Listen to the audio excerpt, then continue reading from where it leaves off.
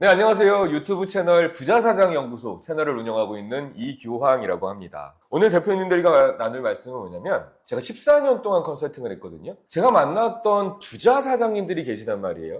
이 부자사장님들은 어떻게 돈을 벌었을까? 얘기를 해보면요. 10명에 9명은 다 부동산으로 부자가 되셨더라고요. 제가 드리고 싶은 핵심 메시지는 뭐냐면 사업만 잘하지 말고 부동산도 좀 사자. 이런 상황들 있을 거예요. 친한 사장님이 고급 세단으로 차를 바꿔서 우리 모임에 나타난 거예요. 분명히 이 사장님은 나랑 나이도 비슷하고 업종도 비슷하고 학력도 비슷하고 직원 수도 비슷하고 매출이랑 이익도 비슷해. 그런데 차를 바꿨다. 뭘까요? 자, 박 사장님이 계십니다. 사업이 잘 되기 시작해요. 그러니까 어때요? 기계도 더 놔야 되고 직원도 더 들여야 되고 내가 200평짜리 공장으로 이사를 가야 되겠다. 최소한 내가 직원 3명 넘어가려면 여기 60평 공장, 80평 공장은 3명 운영하기도 너무 적어. 자동차 들어오는 길도 너무 안 좋아. 그러니까 우리는 조금 더 큰 차 들어갈 수 있게, 큰 기계 들어올 수 있게 한 건평 200평 정도 되는 그런 건물로 이사를 가야 되겠다라고 계획을 잡으신 거예요. 우리 박 사장님은 이 공장을 이사 가는 데 있어서 선택한 게 보증금 5천만 원에 월세 500만 원짜리 공장을 찾아서 이사를 갑니다. 왜 그랬을까요? 나 지금 사업하기 바쁘거든요. 사업하기 바쁜데 언제 내가 그런 공장 물건 알아보러 가고 임장 다니고 막 새로운 공장 겁나는데 그거 사겠어요. 그러니까 내가 원래 하던 방식대로 나는 사업만 열심히 하면 되니까 그냥 나는 임대 공장 편하게 옮겨갈 거야 라고 해서 보증금 5천만 원에 월세 500만 원짜리 임대 공장에 가십니다. 자, 공장이 넓어졌어요. 사업이 잘 됩니다. 어떻게 해요? 우리 박 사장님은 사업이 잘 되니까 기계를 더 샀죠. 기계를 얼마치를 더 샀다? 2억 원어치의 기계를 더 삽니다. 그리고 기계가 생겼어요. 기계가. 그럼 기계를 돌릴 인재들도 필요하네요. 그래서 직원들을 2명을 더 뽑습니다. 돈 들어간 건 보증금 5천만 원에 신품기계 2억을 구매하셨고 신규 직원 2명 채용하는데 1억 원이 들어갔어요. 자, 이렇게 사업을 시작하셔서 5년 동안 사업을 하셨습니다. 자, 우리 사장님이 지금까지 사업하시면서 낸 임대료는 총 얼마일까요? 500만 원씩 5년, 60개월이죠. 500만 원씩 60개월이면 3억 원의 돈을 임대료로 냈습니다. 그와 반대로 이 박 사장님과 친했던 김 사장님, 그 벤츠 S클래스 끌고 오신 그 사장님은 똑같은 200평 공장이 필요한데 내가 다른 사장님들 얘기 들어보니까 공장하는 사람들은 사업은 내 공장에서 해야 된대. 그리고 어머니 아버지 얘기 들어보니까 집도 그냥 처음부터 내 집 사가지고 그 다음에 신혼생활 해야 된대. 그게 남는 거래. 그래서 우리 사장님은 사업하는데 바쁜데도 불구하고 부동산을 공부하고 부동산 임장을 다니면서 내 인생에서 샀던 모든 물건 중에서 가장 비싸다는 그 부동산 공장을 20억에 사게 됩니다. 똑같은 200평 공장, 건평 200평 공장이니까 땅은 500평을 산 거예요. 들어간 돈은 어때요? 아, 나는 이제 부동산 샀으니까 새 기계는 못 사겠고 중고기계를 싸게 사자 그래서 2억짜리 기계를 1억 원에 사옵니다. 그리고 부동산 샀으니까 세금을 내야 되죠. 세금을 5천만 원을 내고요. 부동산은 20억에 샀습니다. 20억을 부동산을 사는데 시설 자금을 정말 잘 받아서 내 돈 2억이랑 은행 대출 18억 가지고 20억짜리를 사게 된 거예요. 자, 이렇게 되면 어떻게 되죠? 내가 18억에 대해서 대출이자 3.3%를 내게 되면 월 이자 금액이 500만 원. 500만 원씩 5년 동안 이자로 지출한 총 금액이 3억 원입니다. 그런데 여기서 5년이 지난 시점에 명확하게 달라지는 거예요. 뭐가 달라지는지 한번 볼까요? 우리 박 사장님은 처음에 자산이 얼마였었어요? 기계를 2억 원어치를 샀는데 2억 원어치 기계가 새 기계였잖아요. 우리가 새 차 샀다가 그 다음날 되면 어때요? 중고값으로 떨어지죠. 기계는 안 그래요. 기계는 더 심하죠. 5년 지나니까 기계값은 2억 원짜리가 시가 1억 원짜리로 내려옵니다. 그래서 우리 사장님은 남아있는 건 기계 1억 원이랑 처음에 냈던 보증금 5천만 원. 2억 5천이 다예요.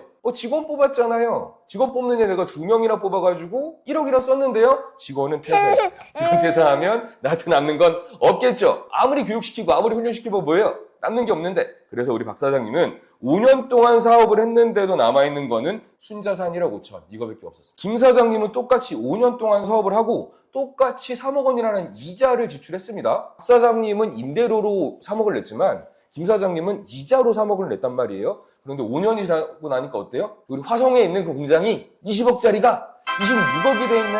그래서 자산은 어떻게 돼 있을까요? 공장 26억에 기계도 애초에 내가 1억 원짜리 중고기를 샀잖아요. 감가를 떨어뜨리고 나서도 한 8천만 원 정도에는 팔려요 라고 하시더라고요.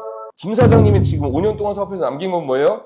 총 자산 26억의 부동산과 8천만 원의 기계. 그래서 26억 8천만 원이 돼 있는 겁니다. 근데 재밌는 건 순자산이에요. 지금 공장 20억짜리 샀는데 공장이 지금 얼마짜리가 돼 있어요? 26억이 돼 있잖아요. 그럼 6억이 올랐단 말이죠. 6억 오른 건 누구 거예요? 6억 오른 건 은행 거예요? 내 거예요? 내 거죠. 그렇게 하다 보니까 김 사장님은 순자산이 8억 8천이 돼 있는 겁니다. 어떻게? 내가 공장을 20억짜리 공장이지만 18억 대출로 샀잖아요. 내 돈 2억 있었는데 6억이 올랐단 말이에요. 6억이. 그럼 내 돈은 얼마예요? 8억이 돼 있는 거고 기계도 애초에 새 기계 안 사고 중고 기계 사가지고 잘 관리해서 썼단 말이죠. 공장 사고 나니까 얼마나 쫄려요. 또 내가 이만한 공장을 사고 이자가 나간다고 생각하면 쫄려요. 그래서 어떻게 하면 조금 더 효율적으로 운영할까를 생각하게 됩니다. 직원 막 뽑지 않아요. 임대공장 사장님들은 어차피 내가 사업 더 잘하면 되지라는 생각이 베이스에 깔리는 경우도 많이 있는 것 같아요. 그래서 우리 김 사장님은 직원 안 뽑았습니다. 처음에 있었던 3명 직원이랑 같이 진짜 의기투합해가지고 같이 한 거예요. 우리 대표님 지금 남아있는 게 얼마예요? 순자산 8억 8천, 총자산 26억 8천 이렇게 남아있는 거예요. 그런데 있잖아요. 이거보다 더 무서운 걸 보여드릴게요. 임대공장 하셨던 박 사장님은 5년 동안 열심히 일했는데 내 자산은 결국 1억 5천밖에 없단 말이에요. 그렇죠? 또 다른 공장으로 이전을 가야 될 수도 있어요. 임대료를 올려줘야 될 수도 있어요. 그런데 우리 김 사장님은 내 돈이 얼마가 있어요? 8억 8천이 있네요. 근데 기계값 빼고도 내 돈이 얼마가 있어요? 8억이 있네요. 8억이 있으면 40억짜리 공장을 살 수 있습니다. 그리고 우리 김 사장님 경험한 게 뭐예요? 내가 사업만 열심히 하는 게 아니고 내 공장 사놓고 사업을 하니까 내가 돈 버는 것도 있지만 돈 버는 거 외에 자산이 상승해서 돈을 벌었네? 갑자기 6억이 뚝 떨어졌네? 이 경험을 하신 분입니다. 그럼 김 사장님 어떨 것 같아요? 이걸로 돈 벌었으니까 또 사고 싶겠죠? 또 삽니다, 김 사장님. 100% 또 삽니다. 왜? 내가 그걸로 돈 버는 경험이 있으니까. 그럼 어떻게 했어요? 김 사장님은 기존에 있었던 공장 26억짜리가 있고요. 이번에 40억 공장을 더 샀습니다. 그러면 어떻게 돼요? 김 사장님 66억 원의 총 자산을 갖게 되신 사장님이 되신 겁니다. 이 차이가 얼마 만에 벌어진 거예요? 불과 5년 만에. 이게 결과예요. 사업을 한 결과물이 어떻게 달라져 있느냐? 이렇게 차이가 나버린 거예요. 왜 이렇게 똑같이 사업을 하고 똑같은 나이에 똑같은 업종에 있었는데 이런 차이가 왜 벌어졌을까? 이거예요. 시설 자금을 몰라서 그렇습니다. 얼마 전에 저희 고객이 부동산을 샀어요. 대표님들이 아시겠지만 지금 우리나라 기준금리는 3%입니다. 기준금리가 3%예요. 그 대부분 시설가자금 부동산 대출 받으면 금리가 어떻게 나오냐면 4%에서 5% 정도 나오는 게 일반적이에요. 왜? 대한민국이 기준금리가 3%니까 한국은행에서 공급하는 원가가 3%니까 이거보다 은행 마진이 붙어버리면 4%나 5%가 되는 게 일반적이거든요. 그런데 있잖아요. 지난달에 105억짜리 건물을 산 제 고객은 금리를 2.99%를 받았어요. 뭐야? 기준금리보다도 낮은 금리를 받았다고? 지난달에 34억짜리 공장 계약을 하신 제 고객은 금리를 2.8%를 받았습니다. 지난달에 30억짜리 공장을 산 대표님은 금리를 2.4% 금리를 받았어요. 무려 기준금리보다도 0.6%나 낮은 금리를 받았어요. 자, 이러면 어때요? 보통 우리가 임대료를 5% 정도 계산하거든요. 내가 가지고 있는 자산 5% 정도 계산하는데 임대하는 것보다 이자 내는 게 훨씬 싸게 105억짜리 건물, 34억짜리 건물, 30억짜리 건물을 살 수 있었던 거예요. 금리를 싸게 받을 수 있는 방법이 있었으니까. 금리가 어떻게 결정되는데 금리는 은행을 얼마나 많이 비교했느냐와 정책자금을 썼느냐 안 썼느냐 또 정책자금을 만약에 썼다고 하면 어떤 정책자금을 어떻게 썼느냐에 따라서 틀려질 수 있을 것 같아요. 105억짜리를 사는데 2.99%를 받은 대표님은 은행을 한 5군데, 6군데 정도를 비교를 했습니다. 그런데 전체적인 은행들의 기조는 건물을 살 때는 대출을 작게 해줄게요, 낮게 해줄게요. 이 기조를 2024년도까지만 유지하고 2025년도부터는 싹 없앴거든요. 근데 유일하게 한 은행만 저희는 아직까지도 건물 대출 싸게 해줄 수 있어요. 제가 본점 승인 받아올게요. 라고 해서 은행의 제도에서 차이가 있었어요. 은행마다 제도라는 게 있단 말이에요. 왜? 은행은 사기업이니까. 사기업이니까 자기네가 거래하고 싶은 사람들만 거래할 거 아니에요. 은행이 무슨 정부도 아니고 사기업이잖아요. 그러니까 제도가 다른 은행이 하나가 있었던 거죠. 이 은행은 2025년도 상반기에도 저희는 빌딩 매입할 때도 금리 싸게 해줄 수 있어요. 이 은행을 찾은 거예요. 은행 5개 비교하다 보니까 이게 나오더라고요. 그래서 그 은행에서 역마진을 쳐서 은행이 손해를 보면서까지도 2.99%를 받아냈습니다. 왜 2.99%를 해줬을까요?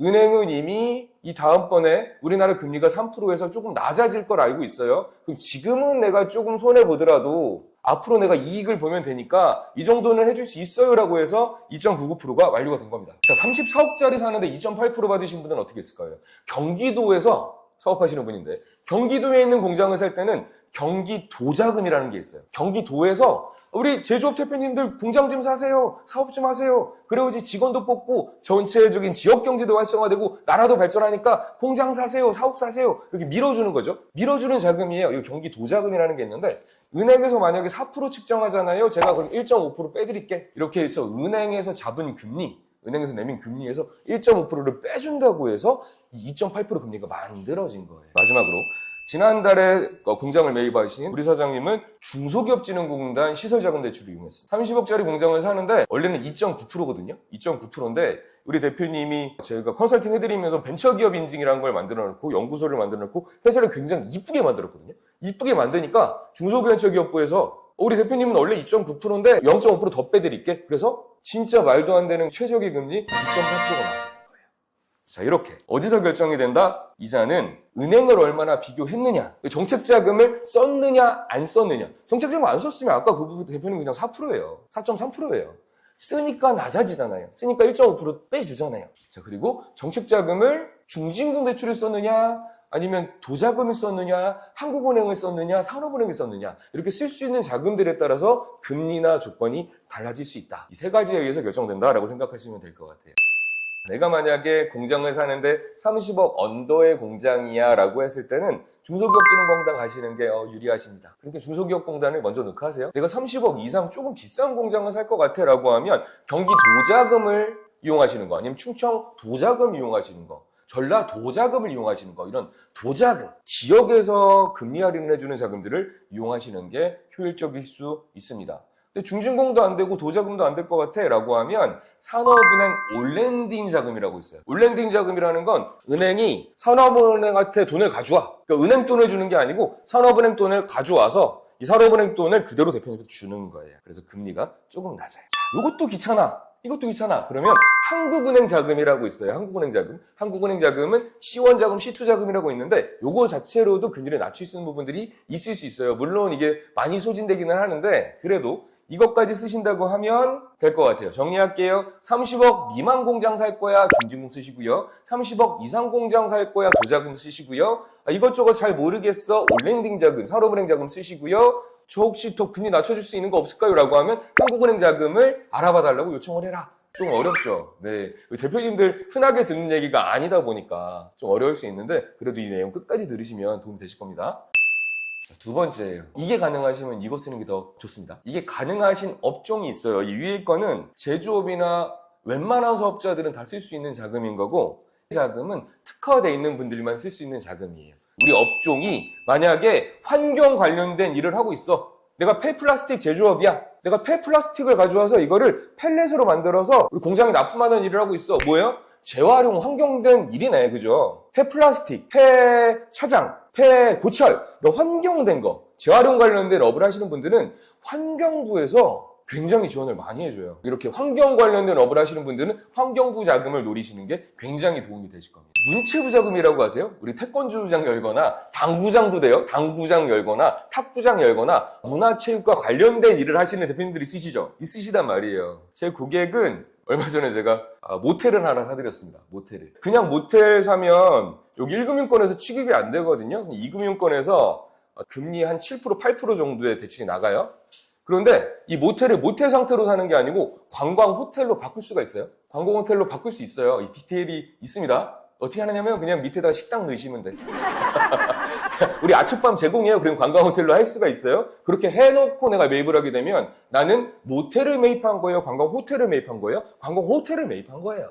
그럼 이 사람들은 관광 호텔이라는 이유로 문체부 자금을 쓸 수가 있어요. 문체부 자금. 금리가 굉장히 저렴합니다. 굉장히 저렴해요. 또 하나, 내가 농사지어. 내가 농업회사법이냐, 어업회사법이냐, 뭔가 이 농사 관련된 일을 하고 있어. 내가 경운기술이에요. 경운기 제작해요. 내가 비닐하우스 제작해요. 이런 농업과 관련된 일을 하시는 분들은 또 농림부 자금, 농업종합자금이라고 해요. 이 농림부 자금에서 또 어마어마하게 금리를 낮춰줘요. 자, 여기 있는 건 내가 가능하면 쓸 수 있는 거. 큰 틀에서는 이 정도만 알고 계셔도 굉장히 많이 알고 계신 거예요. 컨설팅 하시는 분들보다 더 많이 알고 계신 거니까 이자에 대해서 얘기를 했고요. 지금부터는 한도에 대해서 얘기해 볼게요. 그래서 대출 얼마나 나오는데, 나 공장 살 때 대출 얼마나 나오는 거야? 내 돈 얼마나 들어가는 거야? 이거에 대해서 얘기해 볼게요. 공장 살려면 내 돈 20% 있어야 되고요. 80%는 은행에서 나옵니다. 80%까지는 무조건 나오나요? 그렇지도 않아요. 80%가 무조건 나오는 것도 아닙니다. 좋은 경우에 80%가 나오는 거예요. 좋은 경우에. 물건이 뭔데? 그 지역이 어딘데? 이거 경매로 사는 거야? 아니면 일반 매매로 사는 거야? 아니면 부실채권으로 매입하는 거야? 이거에 따라서 금액이 또 80%가 나올 수도 있고 안 나올 수도 있고 조금 더 나올 수도 있고 한 거예요. 자, 한도를 결정하는 건 왜 이렇게 될까? 은행은 사기업이에요. 사기업. 돈 빌려주고 이자 받는 거예요. 그럼 은행은 어떤 판단 기준이 있겠죠. 아, 아파트는 좋은 담보니까 대출 더 많이 해줘. 야, 목욕탕은 나쁜 담보니까 대출해주지 마. 그럼 자기들만의 사규, 내규가 있단 말이죠. 거기서 판단하는 건 요겁니다. 우량담보는 아파트, 공장, 지식산업센터, 상가, 오피스텔, 의료시설, 창고, 잡종지, 나대지 요거까지가 우량담보인데 여기서 지금 하나 빠졌죠? 상가가 빠졌어요. 상가 이제 우량담보 아닙니다. 상가 지금 사고가 많이 터지고 있기 때문에 우량담보 아니어서 1금융권에서 지금 안 합니다. 자, 근데 경기가 또 좋아지겠죠? 좋아지면 상가도 우량담보로 취급이 될 수 있다. 주택, 빌라, 농지, 과수원, 주유소, 종교용지, 임야, 목장용지, 사우나 이런 것들은 나쁜 담보. 10억짜리 산다고 해도 에이 됐어요. 대출 한 5억만 해주고 마세요. 이렇게 하는 것들이 이거예요. 5억이라 해주면 다행이죠. 네. 우량담보만 80%로 도전할 수 있는 거지 비우량담보는 50% 받기도 빠듯하다라고 생각하시면 될 거예요. 그러니까 우리 대표님들 내가 목욕탕 살 거예요. 과수원 살 거예요. 이런 대표님들은 내가 무조건 80% 될 거니까 나 사도 돼. 이런 생각하지 마시고 잘 생각하셔야 된다. 이 말씀 드리는 겁니다. 자, 두 번째. 지역이 어딘데? 우리 대표님이 살려고 하는 그 공장 위치가 어딘데? 이거에 따라서 또 달라져요. 경기도에 시지역과 군지역이 나눠지는데 경기도 화성시라고 해볼게요. 공장 대출을 해주는데 담보가액을 얼마를 잡아줄 거야? 70%까지는 이 회사 재무제표도 안 받고 그냥 해줄게. 그런데 경기도에서도 화성시가 아니고 양평군 이런 군 단위는 똑같이 공장을 짓더라도 야 여기는 공장 사는 가격에 70% 인정해주지 말고 60%만 대출해줘 라고 갭이 있는 거예요. 똑같은 공장을 사더라도 시 단위에 있어 군 단위에 있어 이걸로 담보가율을 틀리게 지정을 한다. 아, 지역이 어디냐에 따라서 80%까지 줄지 안 줄지가 또 결정이 되는구나. 그러니까 내가 양평군, 연천군에 공장 사는데 무조건 80% 나올 거야. 이렇게 생각하시면 안 되신다고 말씀드리는 거예요. 80%가 누구나 나오는 건 아니다. 지역이 시단위여야 된다. 좋은 데여야 된다. 이렇게 말씀드리는 거예요. 자, 세 번째. 시세와 내가 사는 가격과 감정가, 일반적으로 감정가가 낮아요. 감정가 중에 둘 중에서 낮은 거에 80%를 해주는 거란 말이죠. 시세가 12억이야. 내가 12억에 매입을 해. 근데 감정을 했더니 은행에서 감정가가 10억밖에 안 나온대. 그럼 대출이 12억에 80%가 나와야 되는 게 맞을까요? 아니죠. 낮은 거에 80%, 8억밖에 안 나오는 거예요. 그럼 내 돈이 얼마가 들어가요? 4억이 들어가야 되는 거지. 자, 이렇게 가격이 틀린 겁니다. 경매는 어때요, 경매는? 우리가 경매 나오자마자 그냥 바로 낙찰받나요? 아니면 경매는 그래도 한 번 정도는 떨어진 다음에 낙찰받아야 돼? 이렇게 생각하나요? 내가 원래 10억짜리인데 한 번 떨어져서 이거 8억이나 7억에 샀어. 그럼 어때요 또? 시세와 감정가 중에서 낮은 거라고 했는데 감정가보다 낮은 시세, 낮은 돈으로 산 거잖아요. 은행에서 판단할 때는 어때요? 원래는 12억짜리인데 감정에도 10억은 되는 건데 야 우리 대표님이 운이 좋아가지고 이거 7억에 샀대. 대출 더 해주려고 할까요? 덜 해주려고 할까요? 이런 건 더 해주려고 하는 거예요. 왜? 이 부동산 가치는 10억짜리니까.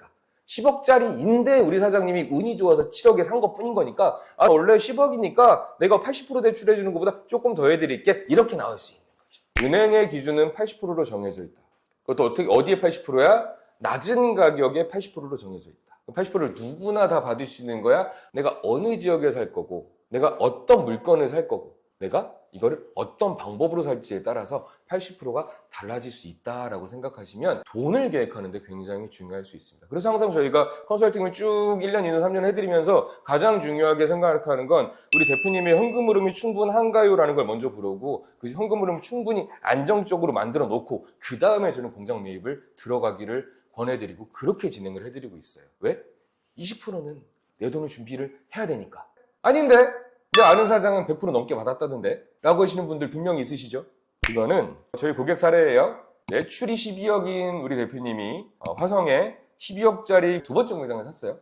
굉장히 잘 샀어요. 14억짜리를 12억에 샀으니까 엄청 잘 샀죠. 우리 대표님은 총 대출 진행한 게 16억 5천을 진행할 수 있었어요. 말이 되나? 12억짜리를 사는데 16억 5천에 나왔다고? 말이 안 되죠. 시설자금으로 16억 5천을 받은 게 아니에요. 실상 그 내용을 파헤쳐보면 사전에 운전자금을 훨씬 많이 받아놓고 시작을 한 거예요. 신용보증기금에서 저희가 2억을 먼저 받아들였고요. 그리고 저희가 대출을 실행할 때 원래 12억짜리 사면 거기에 80% 9억 5천 정도 나오는 거죠. 9억 5천 정도 대출이 나오는 게 일반적인데 저희가 은행을 잘 설득해서 이 회사 되게 좋고요. 이 회사 굉장히 발전 가능성도 있고요. 우리 대표님이 또 아파트도 있으시대요. 그러니까 우리 신용으로 조금 더 합시다.